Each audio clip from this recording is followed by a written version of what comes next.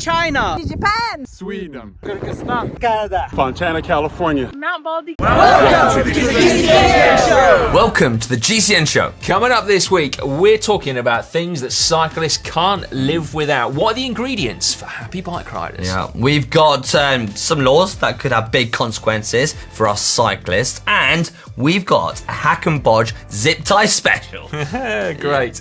It also happens to be the 500th GCN show.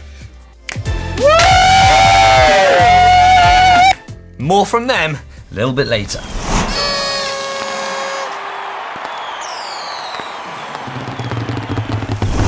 This week in the world of cycling, we learned that even the greatest of all time can make mistakes. Yeah, either that or the UCI have just made another enemy, because Marianne Vos was disqualified after winning the Post-Nord Vargata World Tour race in Sweden because she'd used the now banned imaginary time trial bars position. Yeah, now that was a huge decision for the race judges to make, but rules rule. Yeah, they are, yeah. Anyway, this week we also learned that superstar DJ Jon Bjork, just 6 months after setting off on his fundraising ride around America, has just finished it. He has indeed. Fair play, Jon Bjork. Now, we also learned this week, or at least we think we've learned, that Daniel Lloyd might be having a midlife crisis. He's gone on holiday and he took to Twitter to post this.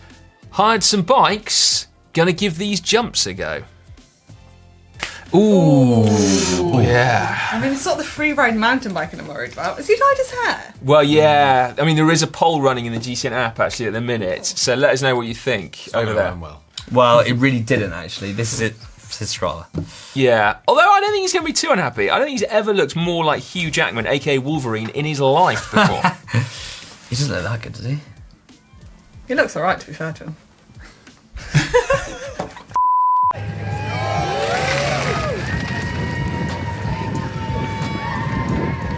That wasn't me.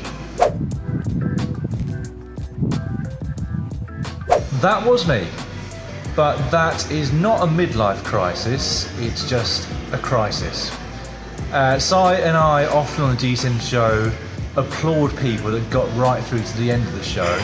If any of you have done the whole 500, you have my sympathy.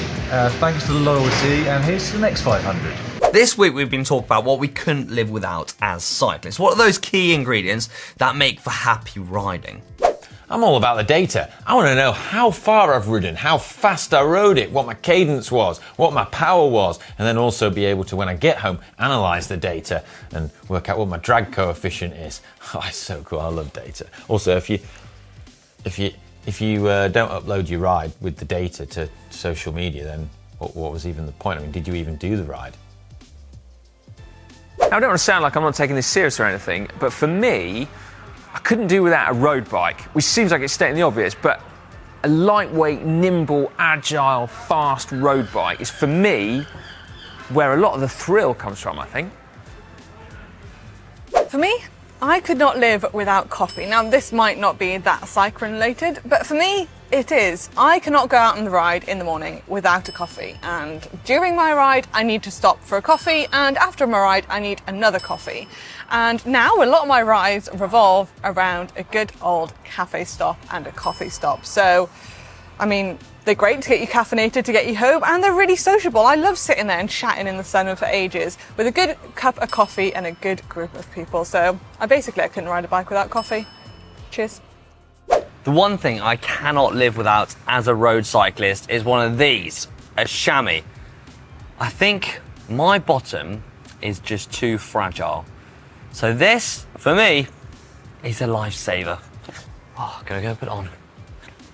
Oh, I don't think I could do without a cyclocross bike or a gravel bike, just some way of getting off-road as well. That's a big part of my riding, and I love it, so I couldn't do without that either. God, I'll tell you what I can't live without, clipless pedals. I mean, if I'm doing any sort of meaningful ride, you need to be clipped in. You want to be connected to the bike, more secure, it's faster, it's more efficient. I mean, if I was just riding across town to, say, the train station, I'd use trainers, but you know. Also, we need to discuss why they're called clipless pedals when, quite literally, your foot clips in. Anyway, we'll save that for another day. Now, I reckon there's going to be some pretty obvious stuff like a good coffee, but I wonder if they'll put some more unlikely things on that I definitely pick. Maybe more for the ultra endurance roadies out there.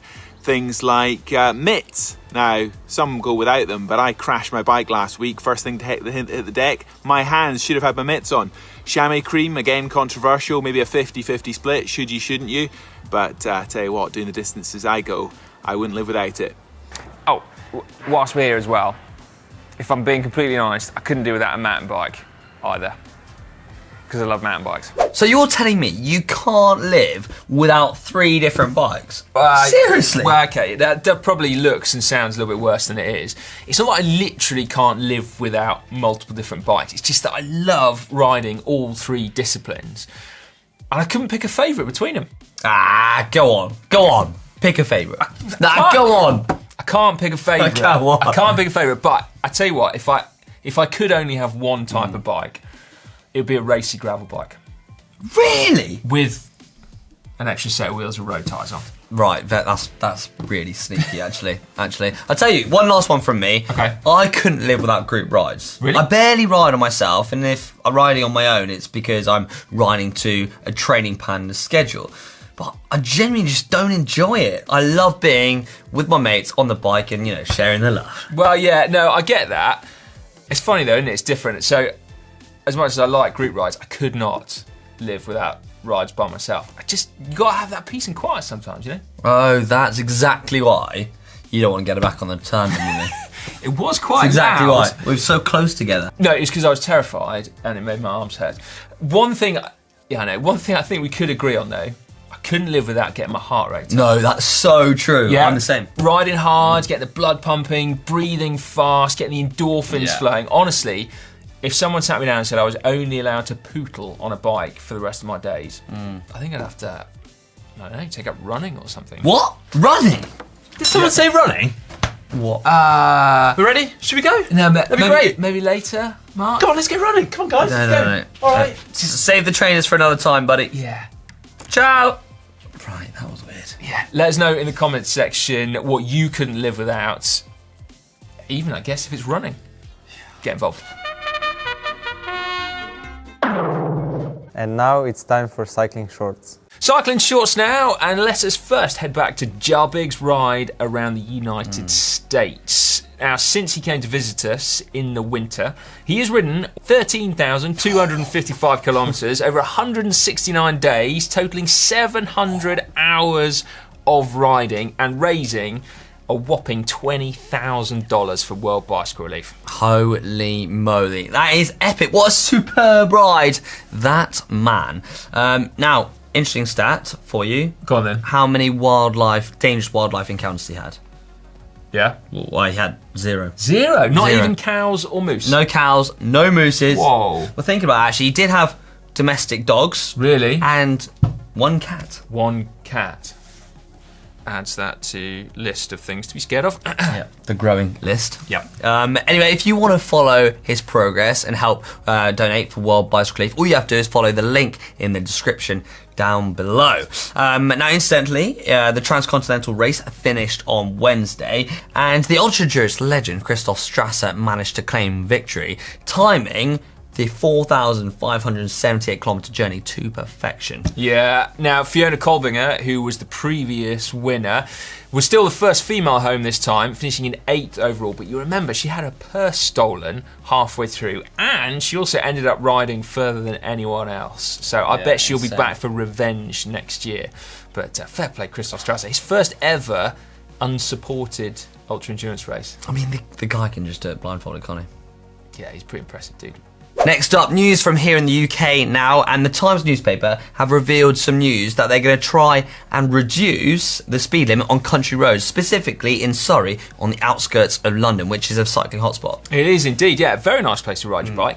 Often quite a lot of tension on the roads, particularly between motorists and bike riders, but this move would see the speed limit that's currently 60 miles an hour, so that's 100k an hour, reduced down to as little as 20 miles an hour, so 32k an hour in some places. Yeah, now this has sparked outrage, as you can imagine, among the usual circles, but it's also going to impact some bike riders too if this second bit of news comes to pass. That's right. So this second bit of news was that Grant Shapps, the Minister for Transport, was writing in the Daily Mail, which is an anti-cycling newspaper, at the weekend, of his proposals to introduce a new law called Death by Dangerous Cycling.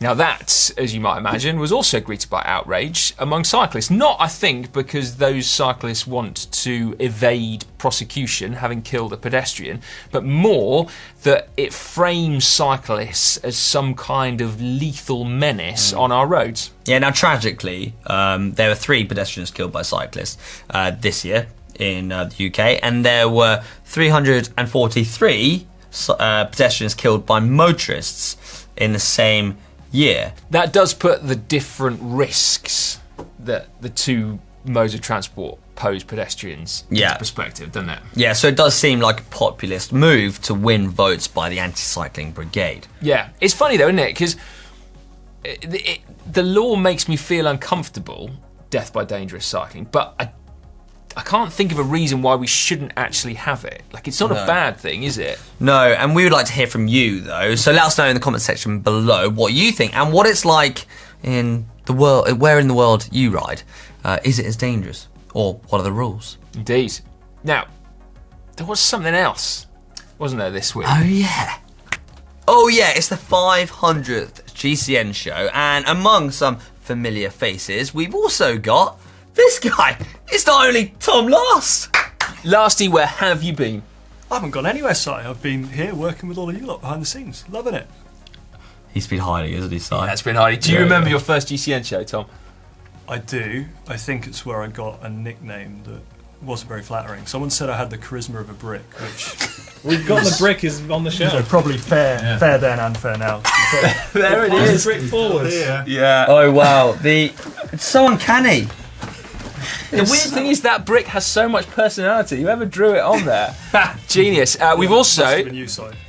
probably not. We've also got John Chocolate Voice Bevan. Whoa! So with a rare appearance, John. Well, people who might know the GCN show from way back in the day, and the very ardent viewers might remember that I, in fact, presented a GCN show.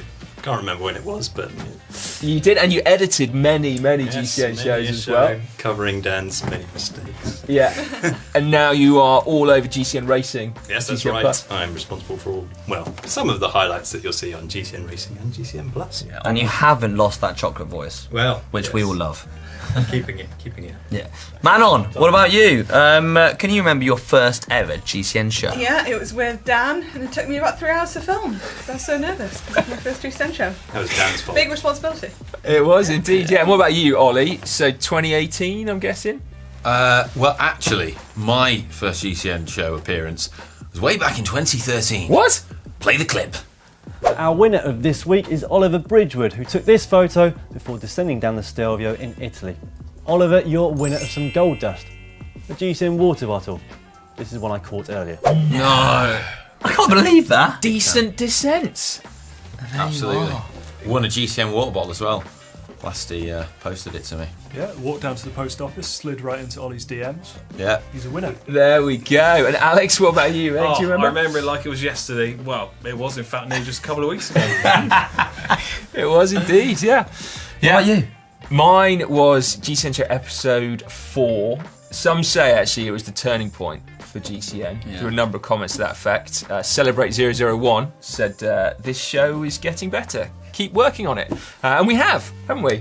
We've been trying hard. Yeah. We've been all the way up to the 500th one. Indeed. Yeah. Welcome back. You're watching the Global Cycling Network with me, Simon Richardson. Jokes aside though, although we get to sit here in front of camera, there are a lot of people you don't see that make GCN what it is today. And we would like to have a big thank you to those people. And a big thank you to you at home. Without your time, your support for the GCN shop, without your views and your comments, we would just be a bunch of nerds talking about cycling to thin air. Yeah. Well, we still kind of are, Manon. That is a fair point, yeah. But no, in all seriousness, without you lot at home, GCN is nothing. So thank you. Keep those comments coming. And remember as well that we've got our survey currently running at the moment as well. So you can get through to that if you click on the link in the description. You can really go to town there. Tell us what you think and what you'd like to see. Right, team. Cake? Yeah. Look at that. I bought it. You're welcome. As opposed to stealing it. Is there any way to split it between us, Hank? Or? Look at it. Right, you got it enough. Did you just say? Have you got any cups, mate, or glasses? Have you got any mugs? There's a bunch of mugs stood in it. Here's to 500 more. To 500 more. 500 more? Yeah. I've only done 2. We also had a video message, we should say, from this chap too. Happy 500 editions of the GCN Show. It certainly has come a very long way since my first ever attempts back at the 2013 Vuelta. Yeah, please don't look at it. All the best, and here's to 500 more. Some say that he left in order to be able to grow that moustache without fear of reprisals from Dan Lloyd and you lot too. And also this person who you might remember as well. Congratulations everyone, 500 episodes. Fair play, that is massive. And in case you're wondering, I'm still at GCN. I'm working on the app, so it's being developed right now in my workshop as we speak. So if you haven't downloaded it, make sure you do, you know it makes sense. And well, I'll have a little drink for you guys and girls tonight so we can celebrate. Cheers. Does anyone want a bit of cake? I'm alright. Yeah. Not after your fingers have been over all. I just cut serving it like that. Go on, take a piece. Was it a dive in sort of moment? Yeah, this is the life, isn't it? It's actually a really nice cake. It's Waitrose. We really should pan round to our filmmaker behind the camera at this point. Do you want a piece of cake, Isaac? Cut with cardboard. Isaac, come and get it. Come on. Do you guys want a piece of that cake? Look at it. Lure Isaac in. Lure him in to shop. There you go. Here he is. How big a bit are you going? Go on, go for it. Oh yes. Bring that back. It's now time for hack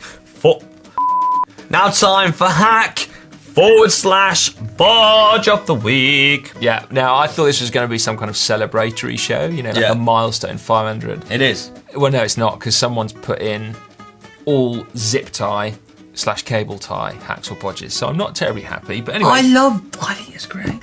Well, actually, okay. Well, let's go through it. We'll reserve. So Johannes Bornlof said the way to use a zip tie. Whenever you have to take out your seat post, this is how to get it back to the same height. This is the only time, outside of emergencies, that a zip tie should be used in bike maintenance. Wow. Okay, now I'm kind of like all ears, really.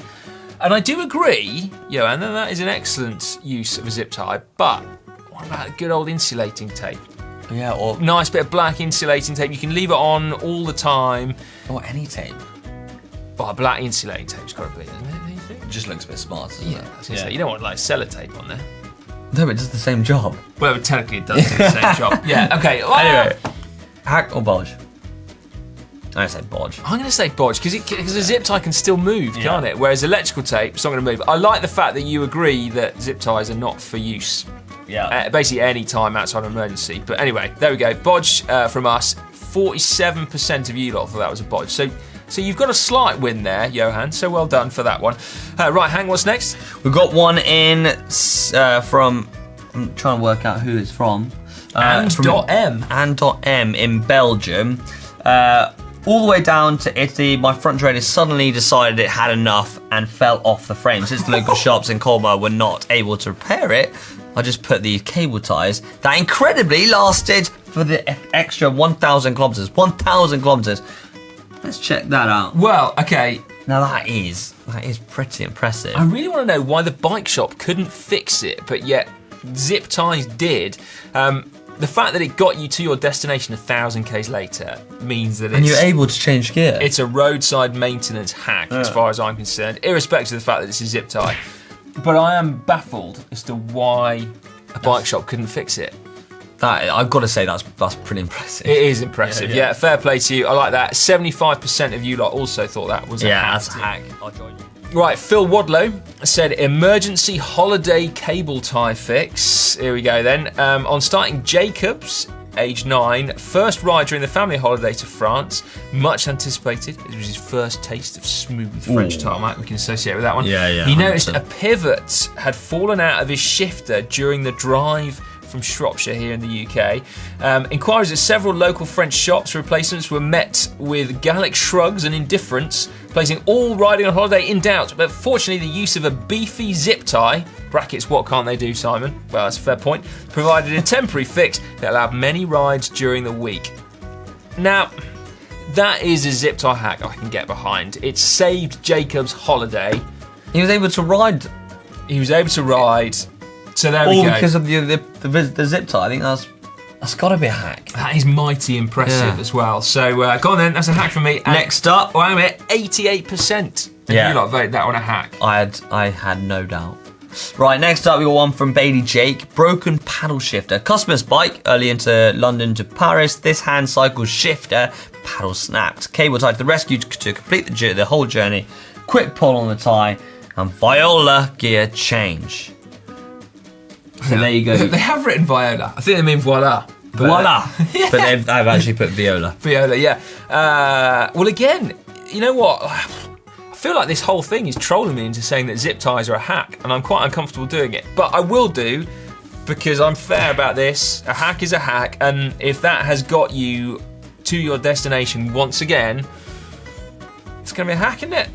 It's mighty impressive, this. I've never tried to think about using a zip tie to, help my gear shifting, because this all seems to be about gear shifting. I've got a couple in my saddlebag, it's got to be said, for emergencies. Yeah. 64% of you lot said that was a hack as well.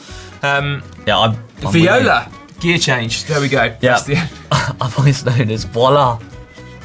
Right, we have obviously enjoyed your hacks and bodges this week, even if they're all about zip ties. Keep them coming in, and we will have some more next week. And remember, of course, over on the GCN app, there's loads more as well that you can get stuck into. Keep voting. It's now time for the Caption Competition, the time of the show where we show you a picture and then you get to come up with the best caption you can and put it in that comment section below. Winner gets their hands on a coveted GCN Elite water bottle, not sent out by Tom last. No, this time Si's doing the walk. Yeah, that's right. To the post office. The walk to the post office. Okay, this was the photo that we gave you last week.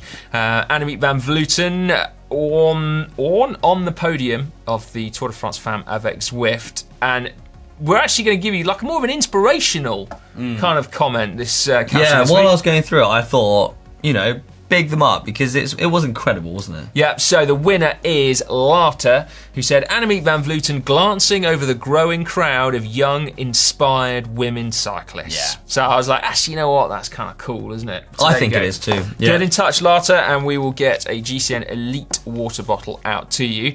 The photo this week is Team Canyon SRAM at the World Tour Team Time Trial up in Sweden. And if you look closely, in the middle, Alina Amilusic with a road bike.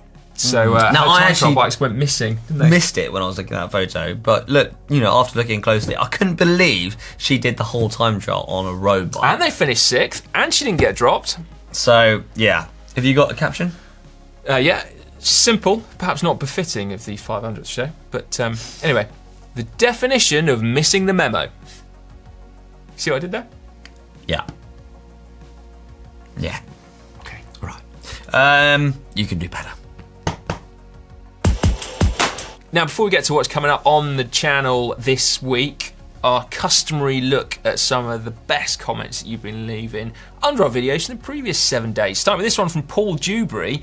This was under the how to descend better. Poor old Paul said, I binned it. That's crash, for those of you that don't understand English slang. I binned it at 50 miles per hour last year on a steep descent. Wowzers, that's quick. Yeah. Ready for this? Double pelvic fracture, sacrum and ribs, plus a collapsed lung. And now my confidence is shot to pieces. If anyone's got any tips, who's had the same problem, they'd be most welcome.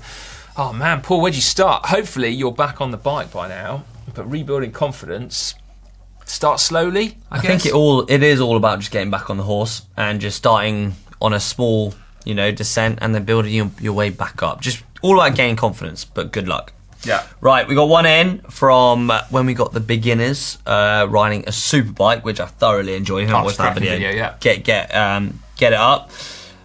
Jake Bailey said, more of these guys. They're the perfect people to do a whole series on from total beginner to getting into road cycling. Assuming they want to, that is. Assuming. We are they assuming. Would want to, yeah. basically saying how great they are. Great video. I loved it. And we've got another one under that same video. John Kinder. Fair play to them both, especially Harriet as a complete beginner. Loved her comment. Sorry to everyone that would love to ride a Pinarelli thingy. That was awesome, wasn't it? Yeah. Now, under the how to melt disc brakes, there was a bit of controversy. There was. Wasn't there? Well, first of all, actually, there wasn't controversy, more just offers of help. So Shot said, Hank's extreme test represents normal life for us cyclists above 100 kilos. Trust me, the brakes still work. And then Bimbling Along said, if you want to do that test again with a cyclist whose starting weight is 110 kilos, I'm more than willing to eat focaccia and tart at the top of a mountain, which I thought was great. He literally stuffed that in my mouth. Well, next time we should have a whole crew of people. We should. And Noma came in with this one. Ollie's doctorate in chemistry should have told him that brake fluid would boil and pop the hoses long before parts melted. And he should also know that shocks quenching hop components with water is one of the worst things to do, especially on the rotors. Yeah. To be fair to him, that was your that he was told your me to do input. it, but I still do it. Yeah, right. Also, more people doubting Ollie's PhD. Joe Glass, he should know that temperature is halved in the time he needed to get out of his car. That was a law of physics. I hadn't realised actually that temperature is halved between getting out of a car and measuring temperature on disc brake rotors. No, I don't think so. Matt Wiener also said, I'd have thought they'd have had the thermometer attached to the fork or have a temperature sensor attached to the caliper. What do you think we are? We're not made of money. But apparently, we'll get there. Reflective surfaces don't work for the infrared gun. So anyway, there we go. Ollie, unfortunately, means you might have to go back out. Has left with the cake and the Prosecco and is not here to answer for his... We'll hunt him down one day. Yeah, exactly. Yeah, we'll put that to him. Yeah. Right then, and lastly, under is a retro time trial bike faster than a modern road bike? Corky Pie said, nice video. My godfather set a national 100-mile time trial record in 1969, going under 4 hours, which is remarkably impressive. And then this last one, Hank, from Aureus, I couldn't work out whether it was a compliment or not. I love retro stuff. Always good to see Simon. Are you calling me retro? Yeah, is that? I don't feel retro. You're fine, Simon. You're fine. Thanks, mate. You haven't got as many grey hairs as Dan, anyway. Well, I've got more than Dan has now. Well, yeah. Daniel Lloyd, brought to you by Just for Men. Oh, yeah. Okay, then. What is coming up on the channel this week, Hank? This week, on Wednesday, we've got 5 tips to corner faster. Thursdays, mispronounced bike brands. Presented by me.